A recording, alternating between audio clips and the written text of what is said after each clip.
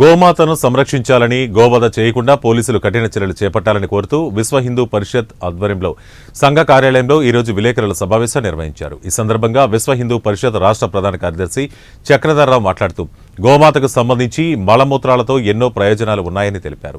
ఏలూరు జిల్లా కార్యదర్శి నాగరాజు మాట్లాడుతూ బక్రీద్ పర్వదినం సందర్భంగా పరిషత్ సభ్యులు గాని అప్రమత్తంగా ఉండి తగిన సమాచారాన్ని అందిస్తే గోహత్యకు పాల్పడిన వారిపై పోలీసులు కఠిన చర్యలు చేపడతారని తెలిపారు. శాస్త్రవేత్తలు సైతం గోవుల వల్ల ఎన్నో ప్రయోజనాలు ఉన్నాయని తెలియజేయడం విశేషం. అటువంటి గోవులను బక్రీద్ సందర్భంగా వధించడం దారుణమన్నారు. అని చెప్పేసి హామీ ఇవ్వడం జరిగింది. ఇందులో భాగంగా అది వినొచ్చిన తర్వాత మాకు పోలీసు వారి మీద నమ్మకం ఏర్పడింది.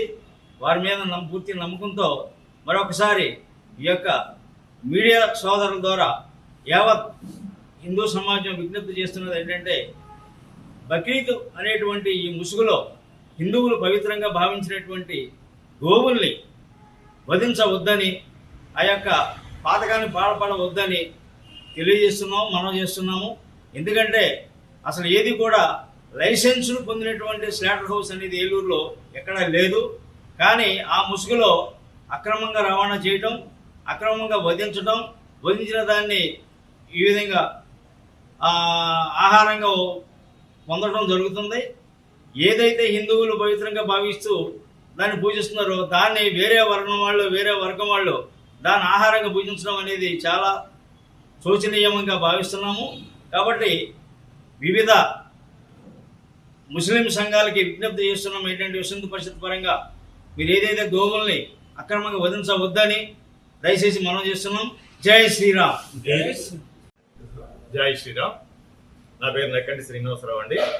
ఏలూరు విశ్వ హిందూ పరిషత్ నుంచి మేము ప్రజలందరికీ విజ్ఞప్తి చేస్తున్నాం.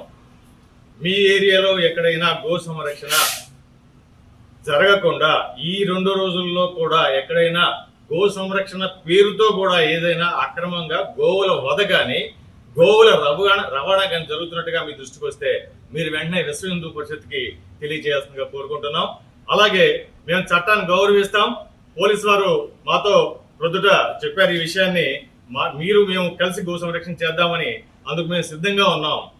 అయితే విశ్వ హిందూ పరిషత్ తరఫున, బజరంగ దళ్ తరఫున కూడా మా బృందాలు సంసిద్ధంగా ఉన్నాయి.